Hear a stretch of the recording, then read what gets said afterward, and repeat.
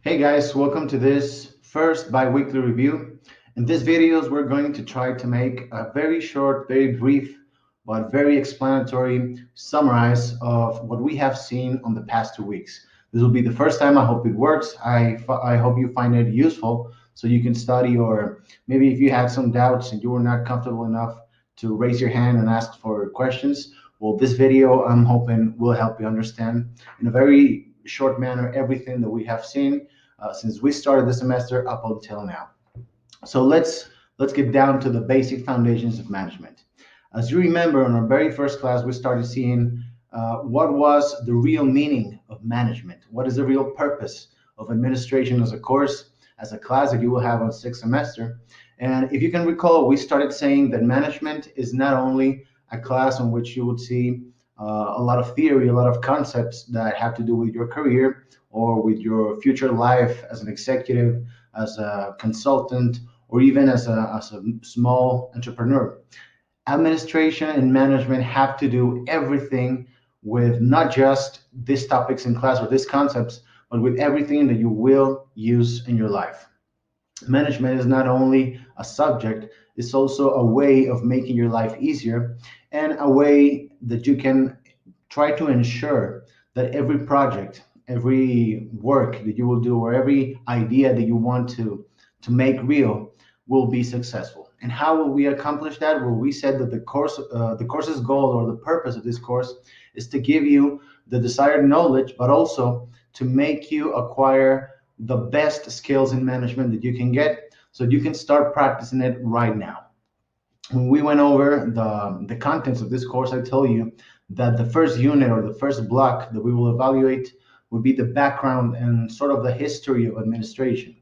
That's what we started seeing. And I told you that on the second one, we'll start seeing the theories, the disciplines, all the great thinkers of administration. So that in the third unit, at the end of this semester, you will be able to apply those concepts and those skills into whatever project you desire to make it successful and to have the desired results.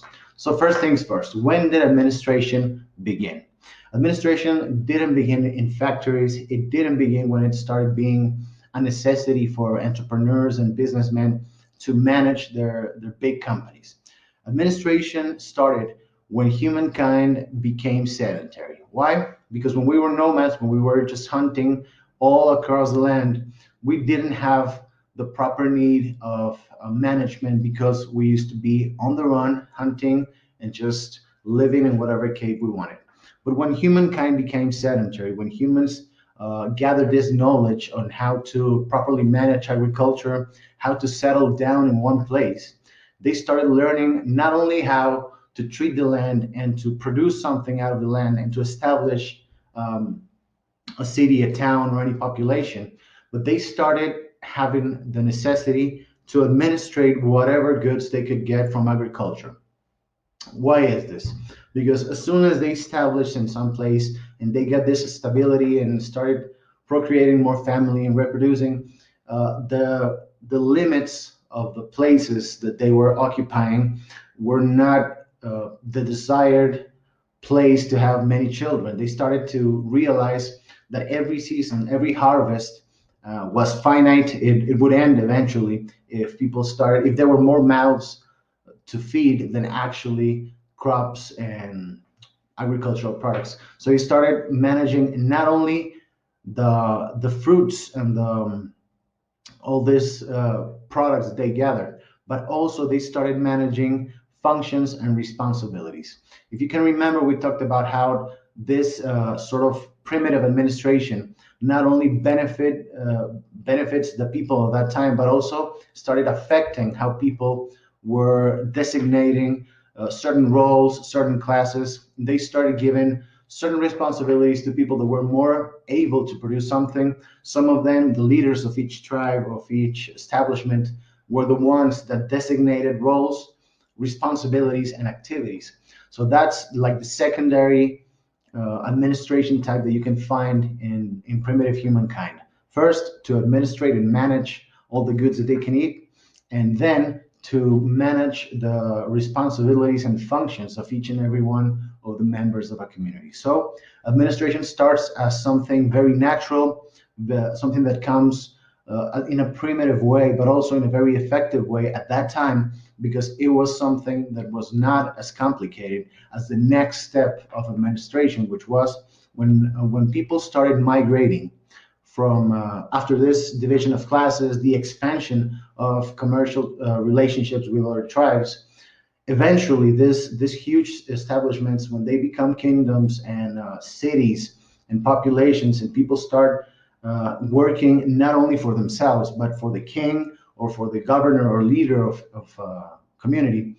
When this expansion grows, they start realizing that they have to have trade with other communities. Eventually, this grows exponentially and becomes what we now know as foreign commerce, or the international commercials that we now know between countries. But what happens? After they realize that they have to take administration into their own hands, that's not the only change that will happen eventually. Something happens that you have seen in your history classes, or you will see in your history classes, which is the Renaissance after the Middle Ages, or during the Middle Ages, actually. The Renaissance, the Age of Enlightenment, this big, big revolution of consciousness and intellect that made it possible for people to have new ideas, to create new things, to have this technological development that was not as primitive as it was at the beginning. It was also kind of new to them, but technology such as new machines to pick up the harvest, or new machines to process cotton or to process corn or any other crop that you can handle. This, as you can remember, this at first was a good thing, but not for everyone. Why? Because it was good for the people that had to pay salaries to a lot of workers or had to manage a whole kingdom. But eventually, the people that work as farmers, they were replaced.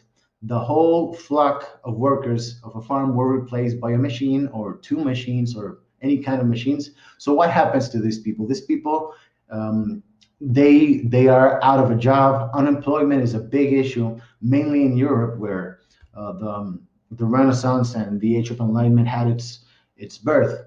So people start migrating to the cities, to these big urban complexes where factories, industries, and shops are like functioning completely well. So everyone from the farms and from the agricultural sector start migrating to cities. And what happens? There is some sort of a big opening for jobs in when the Industrial Revolution became something very big, and companies started growing and manufacturing goods, not only just harvesting food, but also manufacturing textiles, machines, furniture, and many other things. But the Industrial Revolution became something that had to be managed not in the homely, primitive way that farmers used to manage agriculture, but now that it was a big company, a big industrial complex with a lot of workers, a lot of employees, a new way of management had to be implemented. This new way of management focused not only on the desired good, but also how to properly manage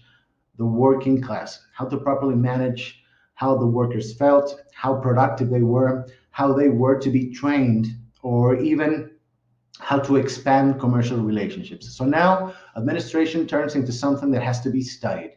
It cannot be only something homely and primitive and natural that comes to you, but the bigger the company, the bigger the business, the bigger need for administration and management as a discipline. So what happens? The revolution of thought, the scientific advancements of that time made it possible for people to start thinking in new ways to manage and administrate a company. This is the birth of the second administration that we could study, if you guys can remember. And this administration became officially administrative theory or management theory. It was no longer something natural. It was something that had to be studied and, if possible, improved. So that is the background origins in a very short explanation of what administration is and how it became a theory or something to be studied in by people who knew how to do things, intellectuals and business owners. That is the first background that we saw.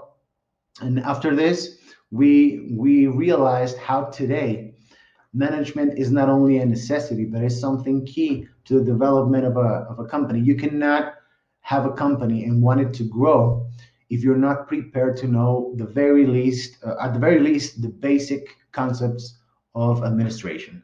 I give you one example, and if I didn't give it to you, I'm about to. And is this: if you want to become a baker, if you want to start baking pies and selling cakes to, I don't know, get some money to pay for something that you want, and that you don't want to ask your parents for money. At first, you start using the oven that you have at your mom's house. She helps you, and the only thing that you have to manage is the ingredients, how much ingredients you have to buy, and you have also to manage the contacts that you're going to sell this pie. So that's the only thing that you need. But what happens? What happens if you, as a new business person, you start growing this? Your pies are really delicious. People are supporting you a lot and buying a lot of cakes each week. You get a bigger necessity to buy not just one oven. Maybe your parents help you and you rent a place and you start a shop or this small business, and you have to buy three ovens. You have to hire two people to help you, and you have to pay rent, and you have to pay salaries, you have to pay more ingredients, you have to pay for more distribution. Now you have to start knowing about administrative theory, not just the basic concepts or not just the primitive way of management, but the actual theory that all along the past century or century and a half, people have been developing. So that now we have what administrative theory is to make our businesses, to make our lives, to make our projects more successful. That is how, from the agricultural needs of sedentary humankind up until today in entrepreneurship and new businesses, that is how administration has evolved.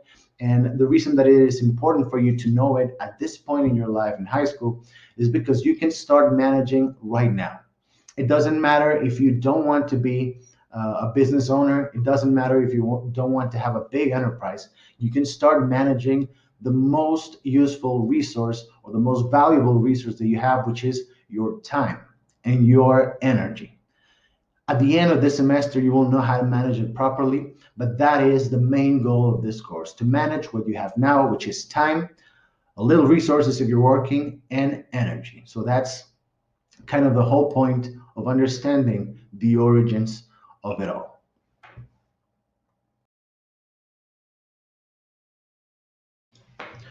So now that we reviewed the historical background, the origins of administration, and how it became what it is today, we have to go over to the four main approaches of administration. The first one is called the classical approach. The classical approach is what we call the bureaucratic approach to administration. Why bureaucracy? Why do we call it bureaucracy?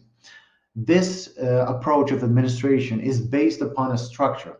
A structure is not necessarily something bad. It's not what we're used to seeing in movies and hearing from people in pop culture, that just because the boss is on top of the pyramid, he's better than you, or if you're at the bottom of the pyramid in a company, you're the worst kind of worker. That's not true.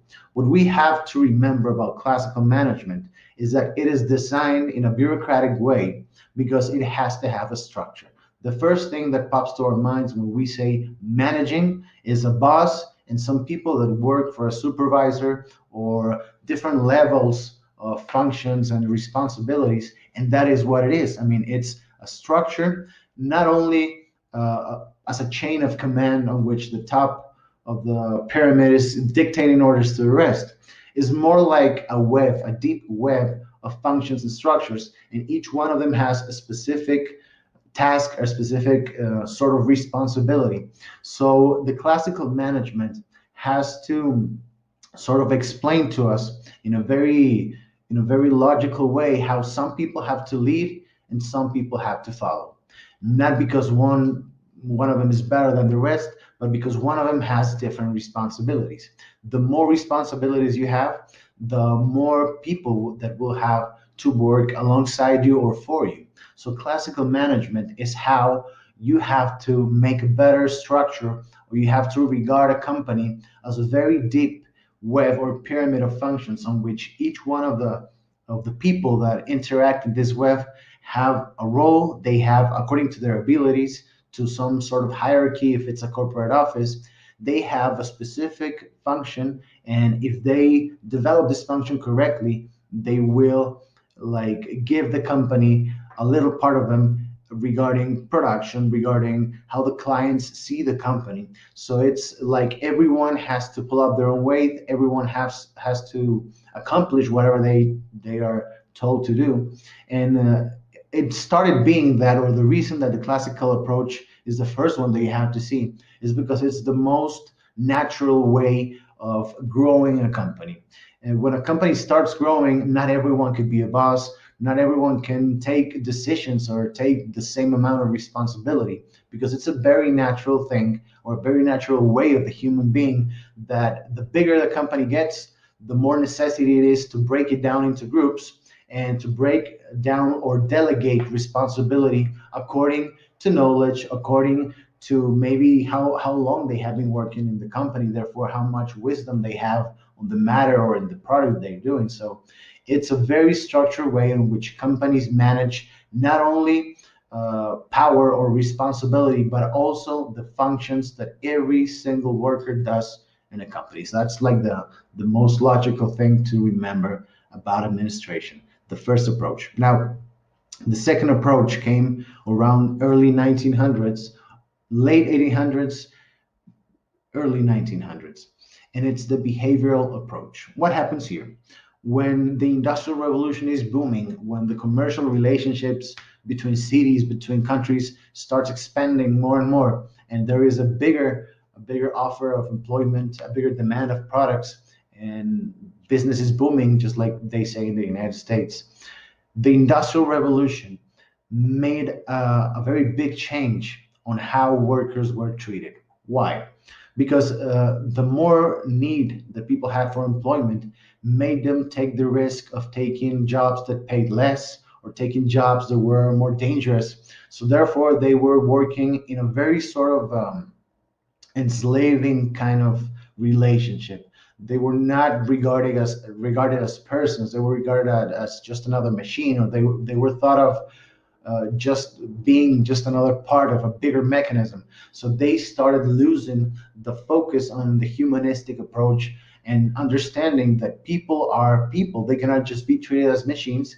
So this became not only an industrial revolution, but also a social revolution. Why? Because people started realizing that they were not being given the proper conditions or the proper job descriptions that were in their best interest. They were just given a job and just do this. You will get paid very little, but there are not enough jobs. So it's your responsibility. If you want to take it, that's your choice. So they started wondering why they would they would just like settle for this kind of treatment. So people start revolutionizing the way they were treated, asking for better conditions, asking for the proper respect of their human rights. So managers and administrators and owners of companies, they find themselves in the need for a better approach to management, not just an approach that says you're the boss, these are your workers, and just manage them as you can. Just make them work and make them work well. No, the new approach is a behavioral approach on which they started realizing that the better the workers were feeling, the more production they would get. Or in cases that were like restaurants or big food chains, the better the workers were feeling, and externalizing that feeling, or proving to the rest of their workmates how good they felt, the more productive they were. So they started this whole revolutionizing of the social thinking of administration, made managers pay more attention on how to treat their workers properly, because they realized that if they treated them wrong, or they were not paying attention to their necessities, the workers will soon leave the company, or they will start getting sick, or they will start like looking for other jobs, or just not doing the work in the way that they wanted to do the work. And I gave you guys an example, which is, if you go to a restaurant and the waiter or waitress treats you wrong because they are not feeling appreciated, maybe they had a discussion with their boss, or maybe they feel like they're not being paid like good enough, or enough money to survive and provide for their families, well, they will not be like in a very comfortable place with themselves. They will not feel welcome in this job. Therefore, they will treat the clients poorly or badly. So if you're a client and you get treated badly, eventually you will stop. At the very least, you will complain to the manager or to another waiter. But on a worst case scenario, you will stop going to that restaurant and tell other people that you know that it's a very bad restaurant because the waiter or the waitress is very rude. And what happens? The company starts losing money. And in every manufacturing company, there is something that is the dehumanization of workers is something that's a very, very bad danger for managers, because if the workers in the line of production, in the chain of production, if they start feeling like machines, if they do something repetitive all the time under very bad lighting conditions, under very bad like ergonomic conditions, they will start getting sick, or the product that they're making will not be of the best quality. Therefore, behavioral management focuses on the conditions, feelings, and overall security of the worker so that they can ensure, first of all, that they are taking care of the workers because they are humans, just like the rest of them. And second of all, the more happy, or the happier, I'm sorry, the happier the worker is, the more productive the worker will be. So that's the second one, behavioral approach.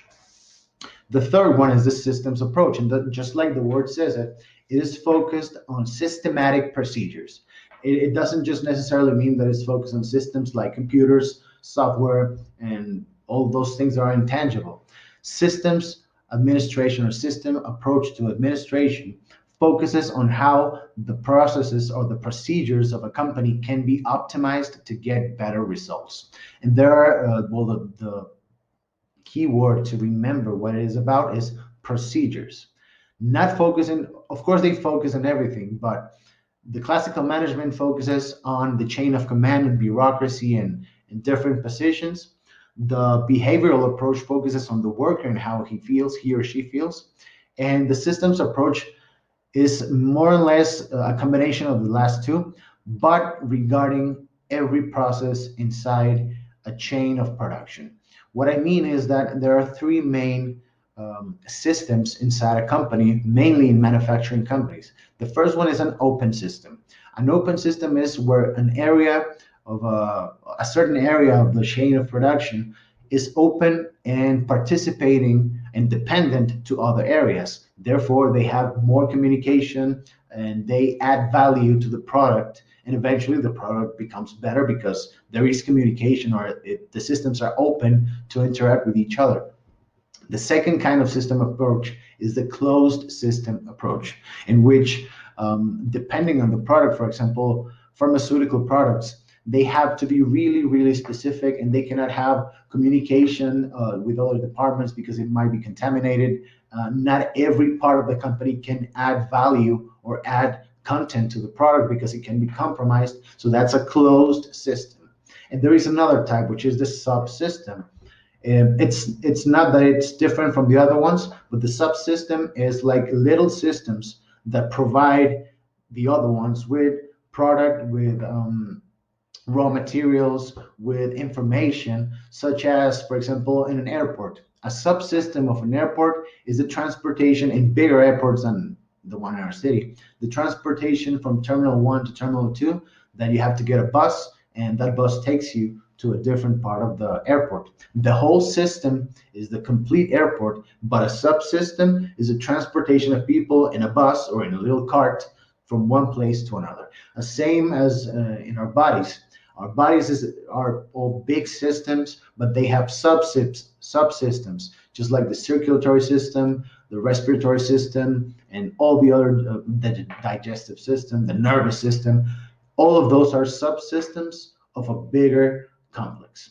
So that's the systems approach. When you focus, or when the manager focuses on how each area or each part of a chain of production is properly managed and optimized to work better and to get better results. And the last one that we saw, the last approach to administration, is the contingency approach. Now, once again, I don't want to sound like a broken record, but remember, the fact that we're seeing them in a chronological order does not mean that they cannot be mixed. Of course, they can be mixed. And actually today, to this very day, all of them work in one single way of administration. In this new era of administration and management, we're just like reviewing them in a chronological order so you can remember each one of them. So the fourth one, the last one, is a contingency approach. And the word contingency sounds like an accident, and it can be an accident sometimes, but contingency, to remember it, we have to remember the non-predictive outcomes.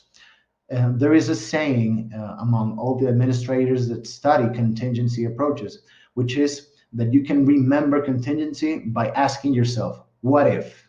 What if something goes wrong?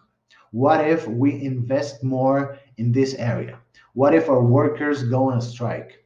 And the reason that this question is applied to contingency is because it prepares the managers and the quality assurers.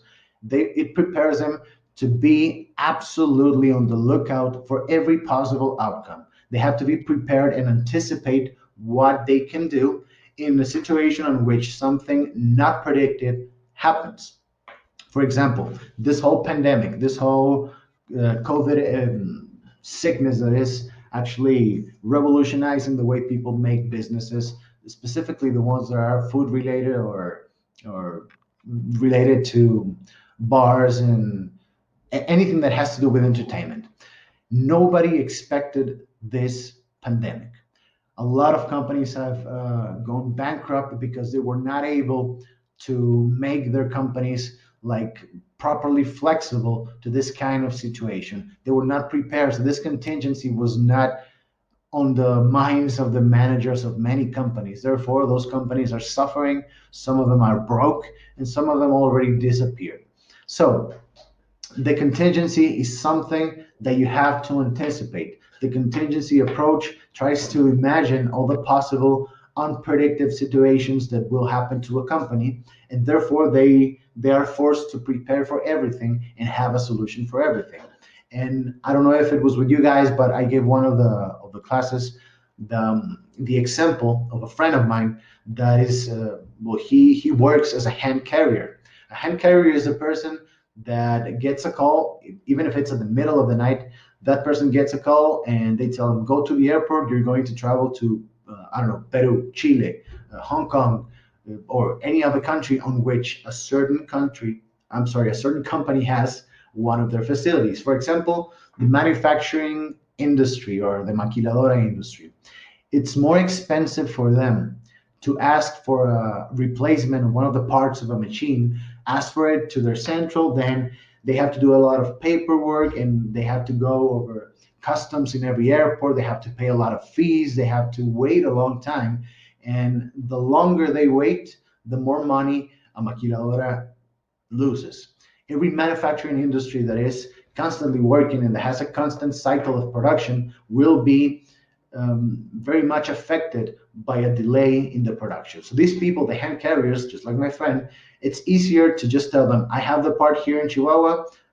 One of my workers will take it to you. It's easier, it's faster. They only have to register it as if it was one of their things.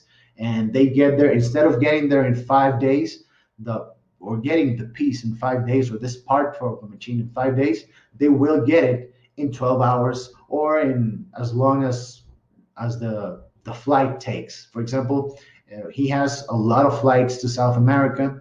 Most of them are 9 hours, 10 hours. So the company gets, a company that has facilities both in Chihuahua and in Peru, for example, they get the part in 10 hours and it costs like 1/10 of the amount that it should cost if they have to ask for it from the central and then bring it through customs. It takes like 5 days and they lose a lot of money. That is a contingency that a lot of companies in the maquiladora sector have, which is hand carrier services. So I hope this is clear enough for you guys. Let's go over it one more time. Classical management, remember the keyword is bureaucracy, structure, different functions, different responsibilities. The behavioral approach, it focuses on the feelings, conditions, abilities, and situations of the worker. The happier the worker, the more productive he or she will be. The systems approach has to do with procedures, processes, and how they can be optimized. It can be an open system, a closed system, or a subsystem. And the last one is the contingency approach. The key word to remember this by is unpredicted situations and how to be like anticipating the solution. That is the contingency approach. Guys, I hope this video is useful enough for you to study. I hope that you find it brief but very informative in case you lost something in the class. And remember, if you have any questions, if you have any doubts, just let me know through our Teams sessions, and I'll be more than happy to help you with it. Thank you, and have a good weekend, guys.